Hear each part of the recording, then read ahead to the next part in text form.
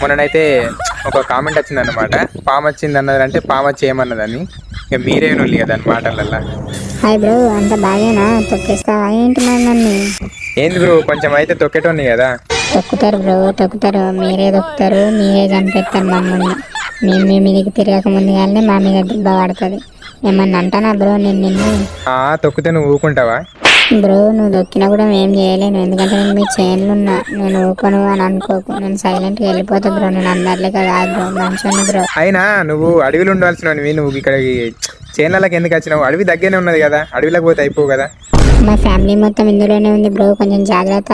నాకేమైనా సరదానా బ్రో మీ చైన్లు ఉండేందుకు? ఇది అడవి లెక్క గడ్డి ఇంతగానం పెంచినావు కదా, ఇన్ని రోజులు ఎడవైనవేంది? ఇది అడవి అనుకోని ఇందులోనే ఉన్నా బ్రో. గడ్డి మందు కొట్టాలని తెలియదా బ్రో? ఎన్ని రోజులు ఎడవైనావు బ్రో నువ్వు?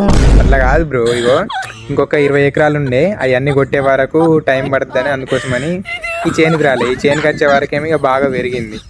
నేనేం చేయాలి బ్రో? అన్ని చైన్లు ఉన్నాయి అన్నావు, మరొక్కసారి అన్ని ఇక్కడికి వచ్చి చూసుకోవాలి కదా బ్రో. ఇప్పుడు మా ఫ్యామిలీ వాళ్ళందరూ ఇక్కడనే ఉన్నారు. వాళ్ళు ఎట్లనైనా చెప్పి నేనైతే తీసుకోవడానికి ట్రై చేస్తా బ్రో. నాతో అయితే తీసుకుపోతా, లేకపోతే నేను ఏం చేయలేను బ్రో. అయినంత మాత్రాన మీ కుటుంబం అంతా వచ్చి మొత్తానికి ఇల్లు ఉంటా అంటే ఎట్లా బ్రో? సరే బ్రో, వెళ్ళిపోతాం బ్రో. తప్పు మాదే, ఎందుకంటే మేము అడవి అనుకొని మరి ఇందులో ఉన్నాం బ్రో. మీరు కూడా గడ్డి మంది కొట్టలేదు, జాగ్రత్త కొట్టుకోండి బ్రో.